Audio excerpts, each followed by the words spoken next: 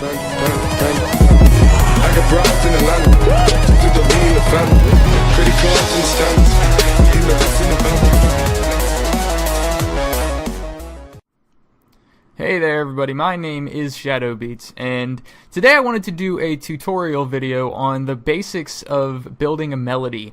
I get a lot of comments on my songs and other videos really, saying, man, I wish I could do this, or I tried getting into music but I didn't know where to start. And so hopefully this video will help people get off on the right foot.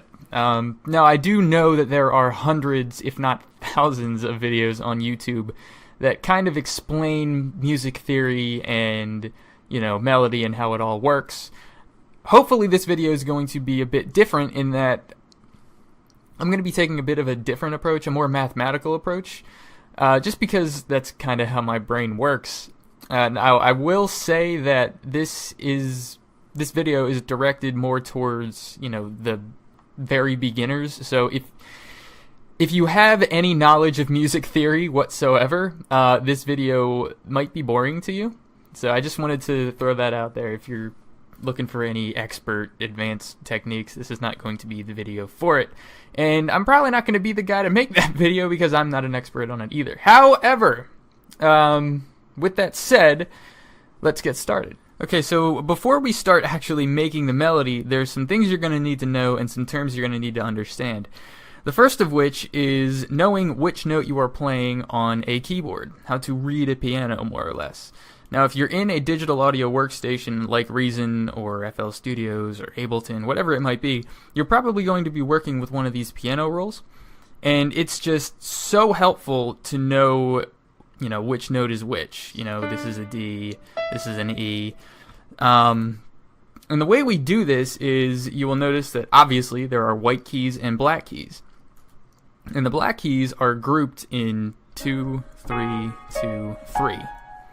C, which is essentially the most basic note in music, is always going to be the first white note before the set of 2. Always. So that's C, that's C, that's C. And music only uses the letters A through G, and so once you get to G, it just goes back to A and repeats. So you've got C, D, E, F, G, A, B, C, D, E, F, G, A, B, C, and so on. So, you know, if you hit a note and you don't know where you are, just find C, first note before the 2, and just count up C, D, E, F, G. The black notes, which are not to be feared, I cannot stress this enough. Excuse my cat. The black notes should not be feared. They are called either sharps or flats, depending on where you're coming from. And they are named for the note that they are either before or after. And I will tell you what I mean by that. This is C. If you go up, it's C sharp. It's also D flat, because this is D, and if you go down, D flat. So C sharp and D flat are the same thing.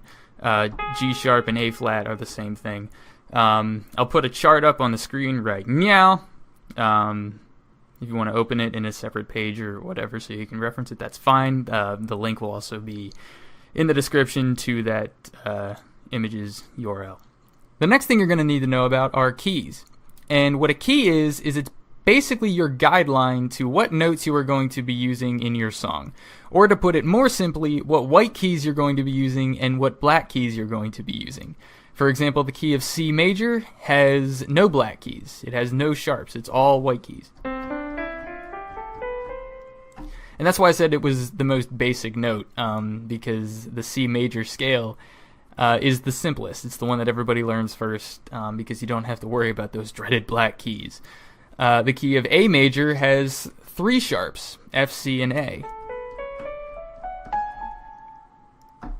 I'm not going to go into too much detail as far as what makes a key what it is. That's a bit more music theory than we need for this video. But basically, your key is determined by the first note in your bass line. So let's say you want to use G. G. I hit 2 notes at the same time. You typically don't want to do that. So you hit G, you like G, G tickles your fancy. Then you want to determine if you want to use a major scale or a minor scale. Major scales are typically more happy sounding, minor scales are more sad sounding. So you hit G, let's just say you want to make a happy song. So you want to use G major, go into Google, type in key of G major, and I'm pretty sure the very first link is going to be a Wikipedia page that will tell you what notes are in the key of G major, and then you will use those.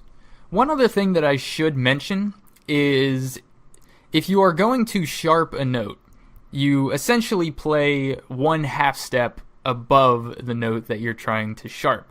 And what a half step is it's basically the very next key up. So a half step up from C is this. This is a half step. Even this is a half step because it's the very next key up. If you go 2 up, it's a whole step. So that's a whole step.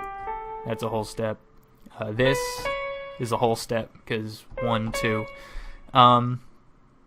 Yeah. Also, if you are looking at a list of notes in a key, you're typically not going to see the same letter used twice. You're probably going to see each letter used once in some iteration.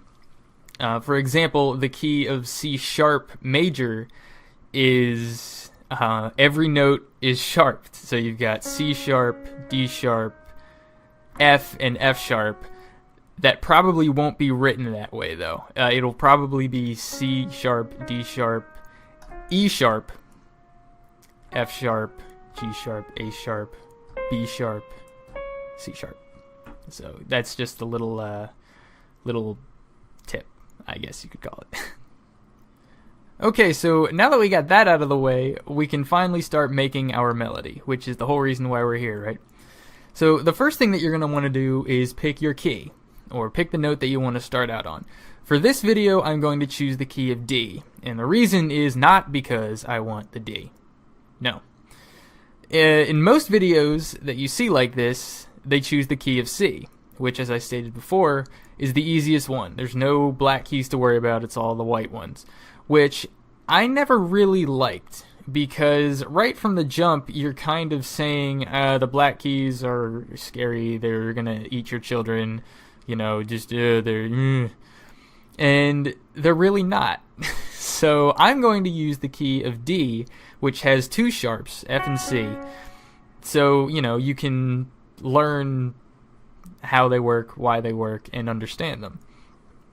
So what we got to do is just go from D and make something that sounds good.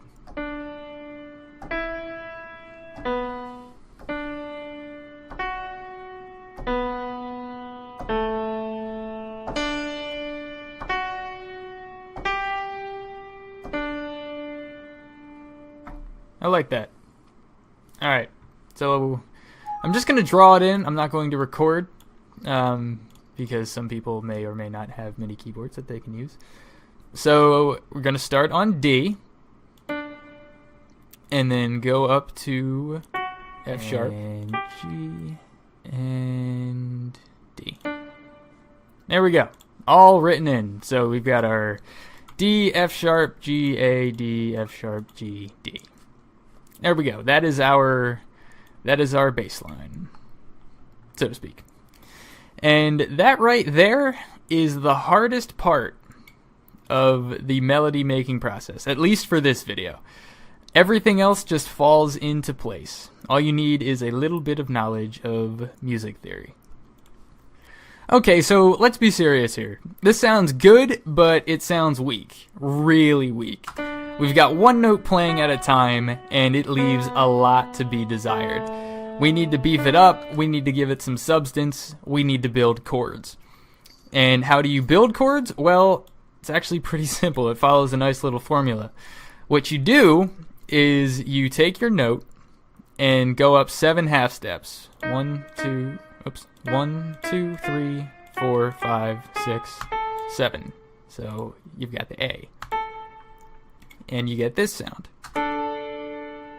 Beautiful, gorgeous, it's perfect. No, it really is. This is called a perfect fifth. Now, why is it called a fifth even though you go up 7 half steps? Well, it's the fifth note in your key. So in this particular case, you've got D, goes up to A. A is number 5 on our list here. And that count up 7 half steps, well, that's what you do for every other note, really. Let me turn off preferences, trigger notes while editing so I don't blow out your eardrums. Just highlight all of your notes, click and drag, Control, or whatever your Mac equivalent of Control is, and then just go 1, 2, 3, 4, 5, 6, 7.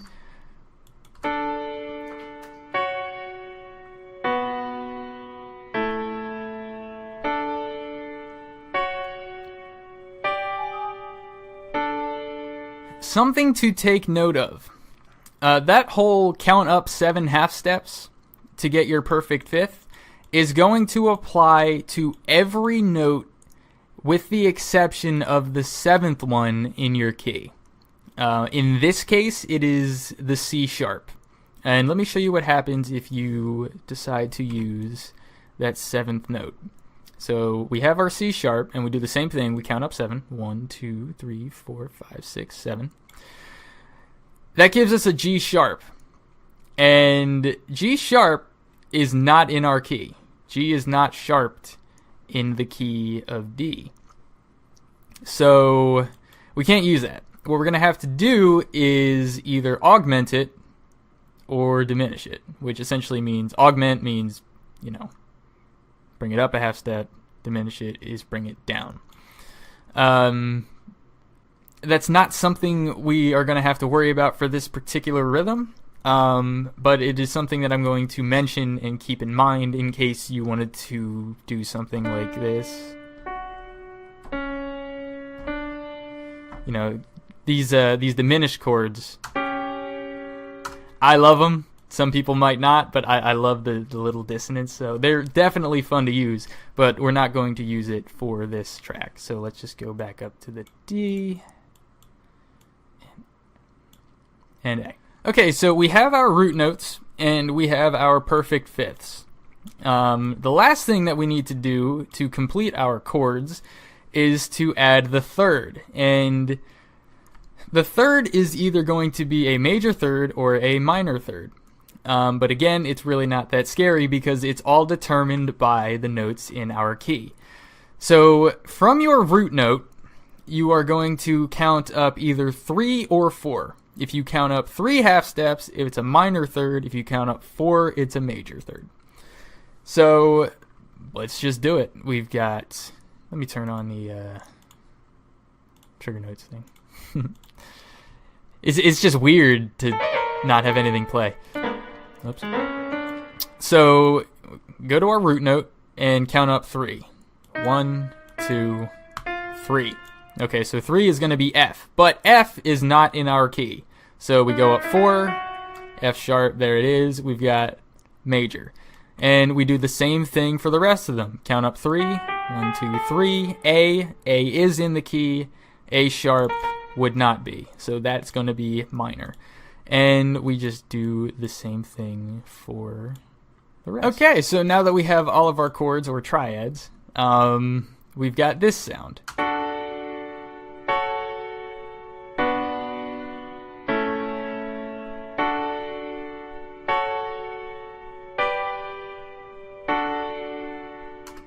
Gorgeous, beautiful.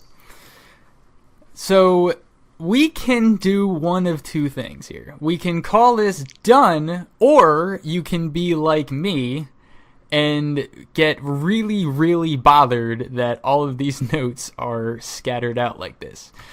And by scattered out, I mean this and this. That's a pretty wide range of notes. They're not together as one. So something else you can do to change the sound of these chords are what are known as inversions. And what that pretty much means is you take a note and you lower it an octave. So you go from this C sharp and bring it down to this C sharp. Don't take that one with you. It's the same chord, but it's going to have a different sound. So it's going to go from this to this. That's A sharp.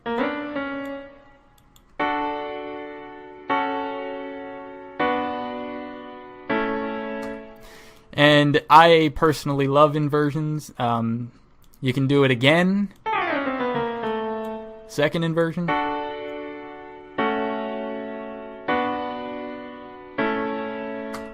And yeah, so there's a ton of things that you can do, tons of customization, but it's a lot that you can do, but it all falls into place.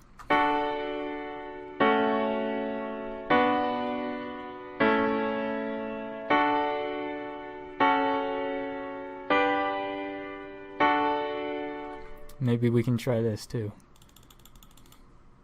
Oops.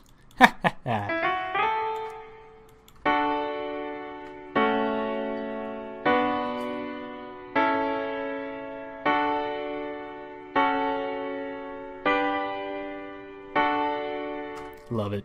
I should also mention that I did not go ahead and make this beforehand. I felt that it would be better if I made it with you guys to kind of show you a little bit of the creative process. So pardon the cuts. That's me trying to figure out where I want to go. Okay, so now that we have the bass, we can start going into the higher octaves and start making the melody. What I'm actually going to do is bring this down an octave, because typically the piano, or when you're playing the piano, the bass is in this octave. This C is what's known as middle C, in case you're interested. I mean, it's really not too important. If you want to have your bass up here, it's completely fine. But for me, I'm just going to lower it an octave so it sounds a bit more like bass.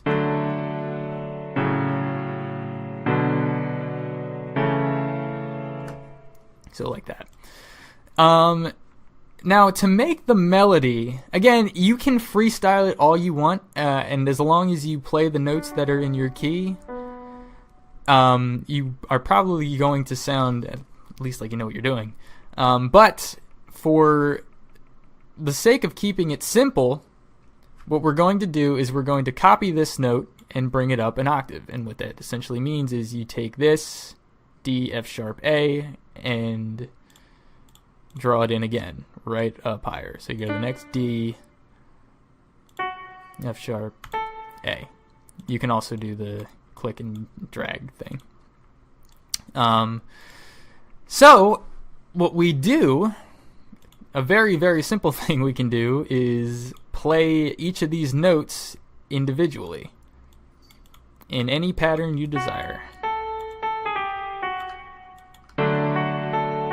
Just like that. And it's going to sound good. And you can use any pattern you want. A personal favorite of mine is this.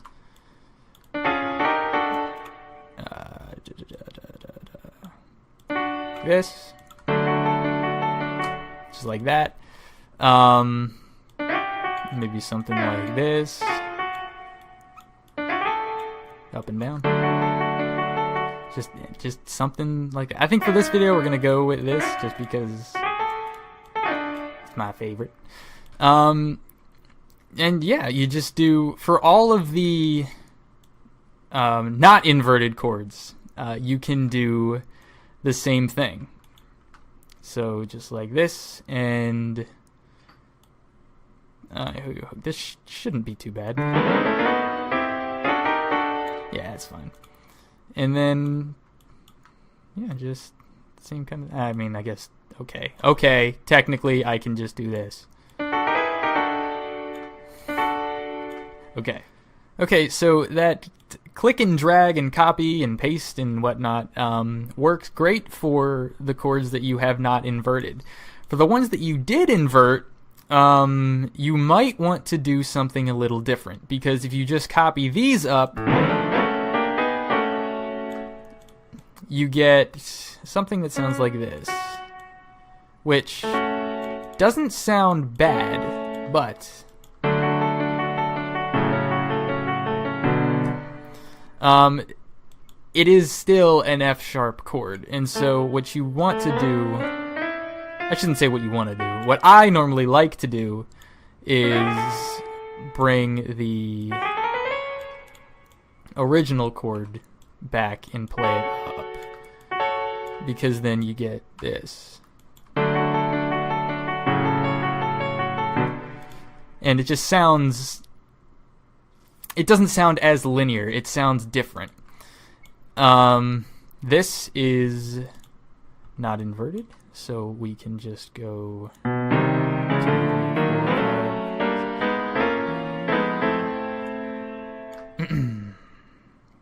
wait, I'm high. Yeesh. And oh, come on.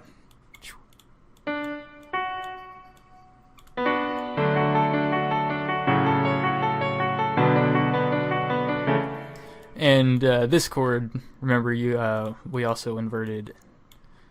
We brought this note. We brought that note up. So this is going to be interesting because you are going to have the same note being played in the melody and the bass.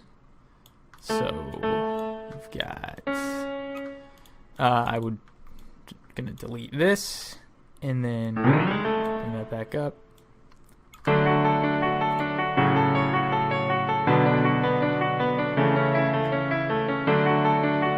Yeah. And this is the same thing. This is another one that we inverted.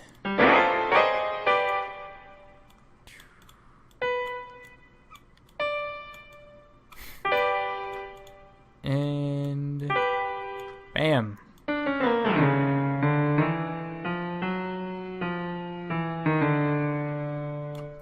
Sorry. So here we go.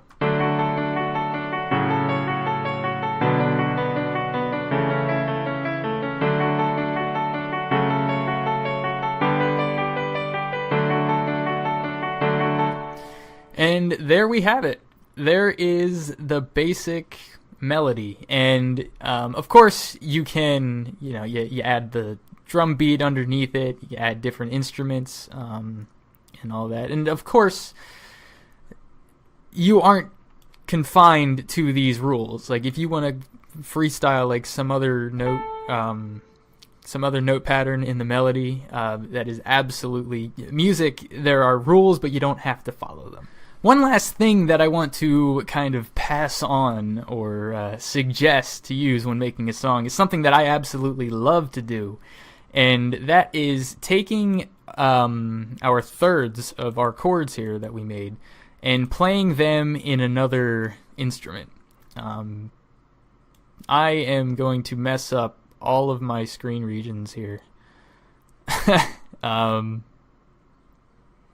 Yeah, screw it. You'll get the idea. So, yeah, say goodbye to the keyboard. I thought I was so clever doing that because I didn't have a camera to actually show you my hands playing the keys.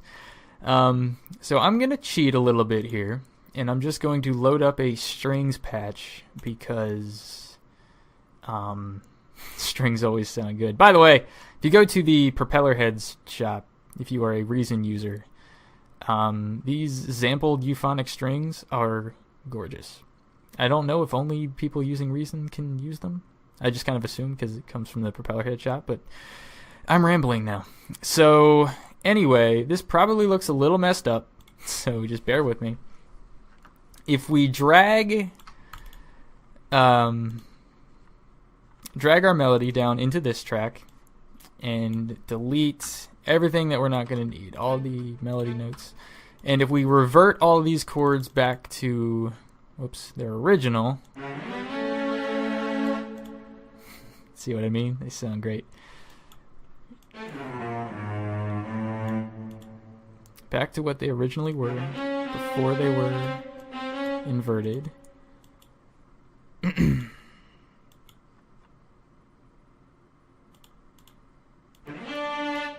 Forget what I did. So there we go. And if we delete the root and the fifth, so we just leave the thirds.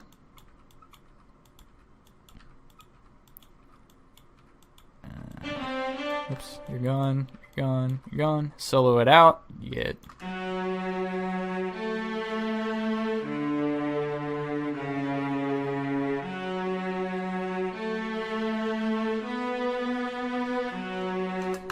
And again, I might be cheating because they're strings, but if you play that along, you get...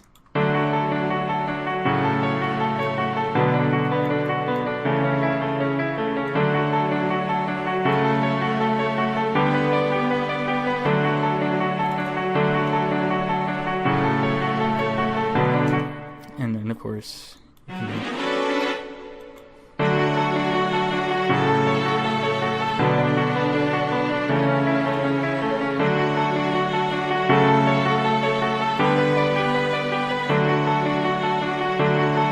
So yeah, it's like I said, and you know, you throw a drum beat underneath it or whatever, and you know, start filling it out a little more. But that is the basics of melody, and I would argue that nothing that I did is really that complicated. You know, it's all, if you just follow the rules that I laid out as far as making chords and, you know, the melody patterns and whatnot, stay in your key, you can do the same thing. So yeah, if you have any more questions, I will definitely be reading comments. I always read the comments. Let me know. If you like this video, let me know. If you'd like to see more tutorials, let me know. And yeah, thank you guys for watching, and I'll see you next time.